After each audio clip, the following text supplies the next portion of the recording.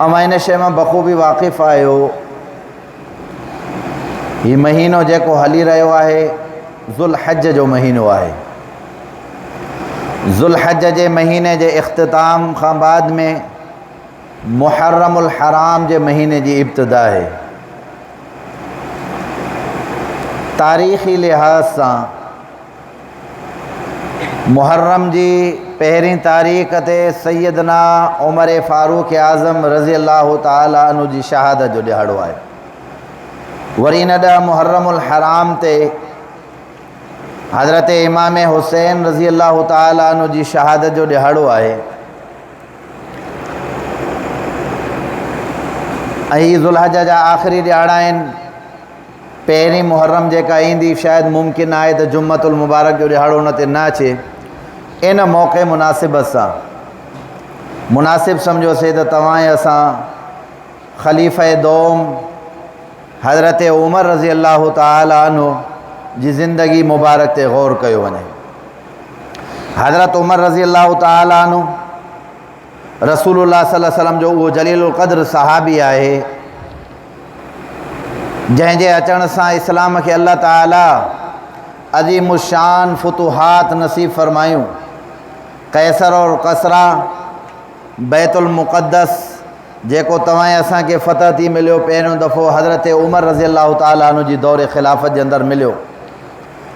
ॿिया सभु सहाबा रसूलुल्लाह सल्लल्लाहु अलैहि वसल्लम जा मुरीद आहिनि। हज़रत उमर रज़ी अल्लाह ताला अन्हु पैगम्बर सल्लल्लाहु अलैहि वसल्लम जी मुराद आहे। मुराद इन जे करे चयो वेंदो आहे त हुज़ूर सल्लल्लाहु अलैहि वसल्लम हज़रत उमर रज़ी अल्लाह ताला अन्हु जे लाइ दुआ घुरी हुई, या अल्लाह जेकॾहिं तूं इस्लाम खे इज़त ॾियणु चाहें थो, वक़ार ॾियणु चाहें थो, बुलंदी ॾियणु चाहें थो त सैयदना फ़ारूक़ आज़म रज़ी अल्लाह ताला अन्हु खे मुसलमान फरमा। हुज़ूर अक़दस सल्लल्लाहु अलैहि वसल्लम जी इन दुआ जो नतीजो हज़रत उमर रज़ी अल्लाह ताला अन्हु आहे।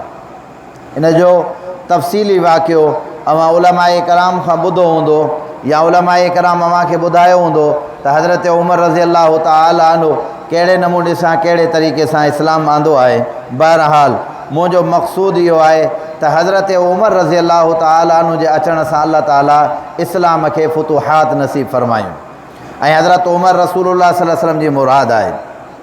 पैगम्बर सल्लल्लाहु अलैहि वसल्लम जॾहिं मके खां मदीने जी तरफ़ हिजरत जो ऐलान फ़रमायो, अल्लाह जे रसूल ऐलान फ़रमायो हिजरत कयो त हज़रत उमर रज़ी अल्लाह ताला अन्हु फ़रमायो को माण्हू शाम जो मके खां हिजरत करे मदीने जी तरफ़ वञी रहियो आहे, को माण्हू राति जे वक़्त जे अंदरि मके खां हिजरत करे मदीने जी तरफ़ वञी रहियो आहे।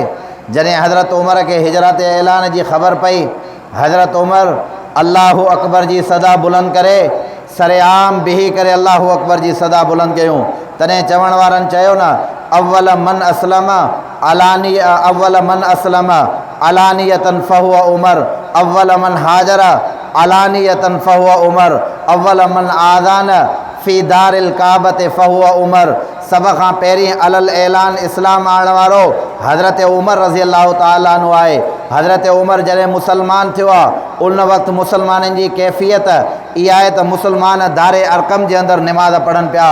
हुज़ूर सल्लल्लाहु अलैहि वसल्लम जी ख़िदमत में जॾहिं उमर पातो, सोणे उमर अल्लाह जे रसूल खे चयो, या रसूल अल्लाह सल्लल्लाहु अलैहि वसल्लम अल्लाह बि सचो, अल्लाह जो रसूल बि सचो, उन ते नाज़िल थियल किताब क़ुरान मजीद बि सचो आहे, असांजो दीन बि सचो, असांजो मज़हब बि सचो, असांजो इस्लाम बि सचो आहे। पोइ मुसलमान थी करे दारे अरकम जे अंदरि निमाज़ न अदा कई वेंदी।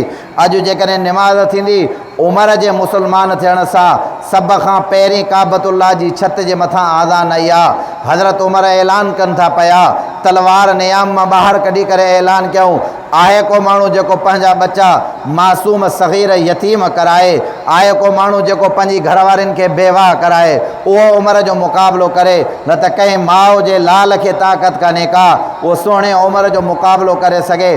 तलवार हथ जे अंदरि आहे। पहिरीं जेका आज़ान आई आहे हज़रत उमर जे मुसलमान थियण सां आई आहे। पहिरीं जेको आवाज़ बुलंद थियो आहे हज़रत उमर रज़ी अल्लाह ताला अन्हु जे मुसलमान थियण सां थियो आहे।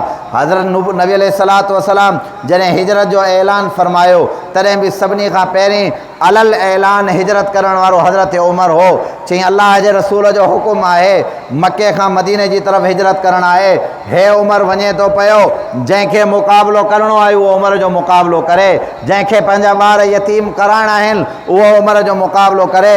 उमर कंहिं माण्हू खां ॾुजण वारो न आहे।